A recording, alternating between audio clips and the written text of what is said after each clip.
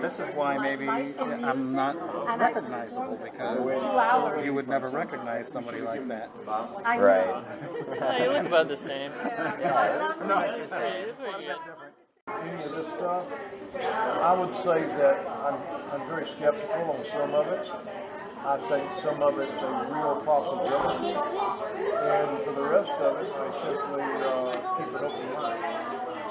But, you know, there just has to be, if you just look at the mathematics of it, there just has to be hundreds of other worlds out there.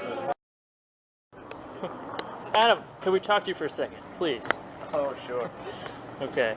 All right. How you doing, buddy? Doing good. Good. So, what inspired you to become a musician?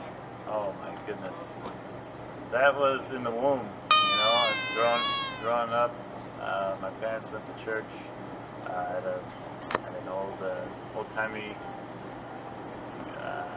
Well, I couldn't really say the denomination, but anyhow, they sang from the hymnal, and so from birth, basically, I was brought up. You were born with a guitar in the womb? I was born with a guitar. I knew it, dude. Coming out, I knew it. my born mother, you know, on the day.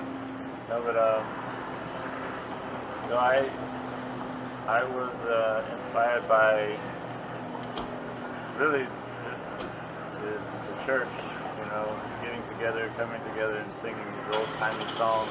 Yeah. So those old melodies really sunk in deep from the beginning, basically. Nice. What about for the lemonade stand? What exactly was your inspiration for that?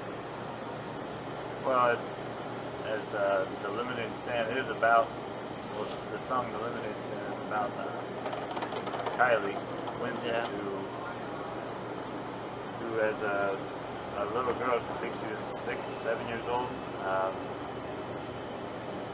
She knew someone who had cancer, and she felt bad that he couldn't get his treatments, so she set up a lemonade stand to raise money, and raised about $1,000, I believe, so that this cancer patient could have his treatment.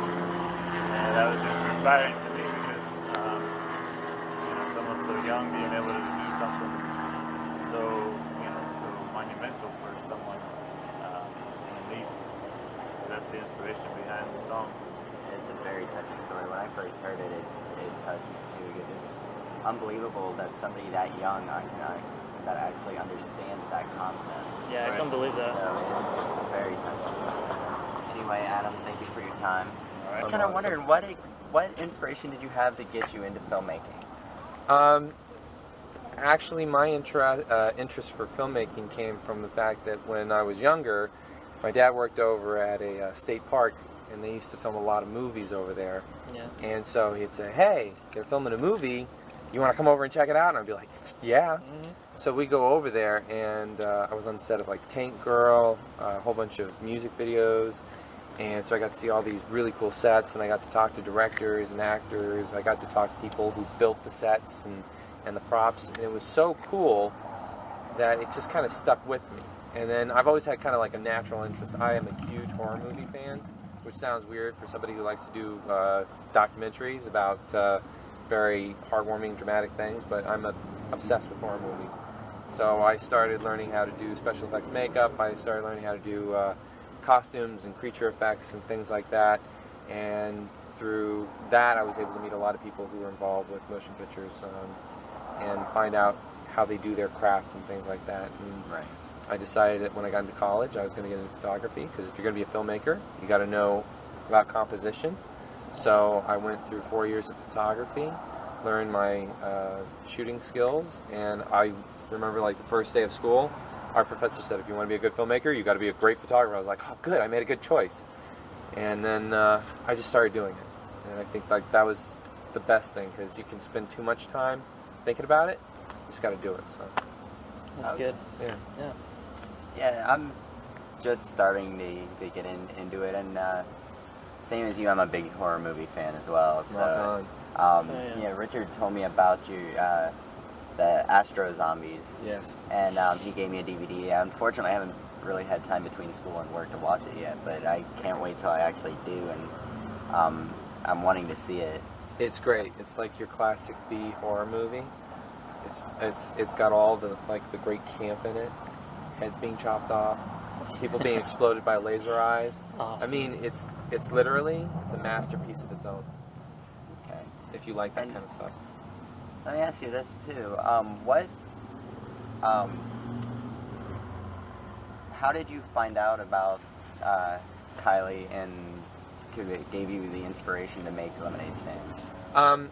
That was two things, two totally separate things. My mom works at the school that Kylie goes to, and it came up about what she had done, and I believe it was also in the paper, and so she told us about it, my father and I, and so we decided that we would do a tribute concert for Kylie, and we would film it.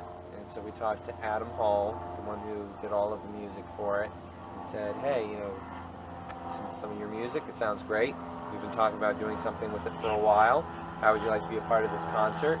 He said, sure. And then it was like, by the way, would you mind doing a song for this little girl who did the lemonade stand and raised over $1,000? So he did. So we turned it into a concert event, and we decided to film it. Not so much as a documentary, but something that Adam could use, and something that Kylie could have as a way to remember something that she did, and also to honor her for something that she did because she's so young.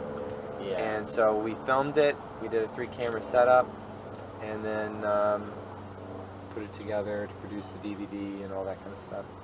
I got you. Yeah, I talked to Adam earlier, and I was telling him it's amazing that at her age that she understands the concept of just what cancer is, and then it's really nice of her to want to help her friend out like that, and it's amazing to me. Yeah, it's crazy. I mean, like when you think about kids today, the fact that they're so interested in, or that they can conceive the idea of something bigger than themselves.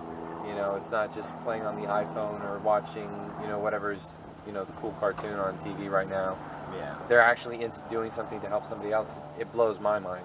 Yeah. I mean, like, I think when I was her age, the only thing that was on my mind is, like, what time does Power Rangers come on?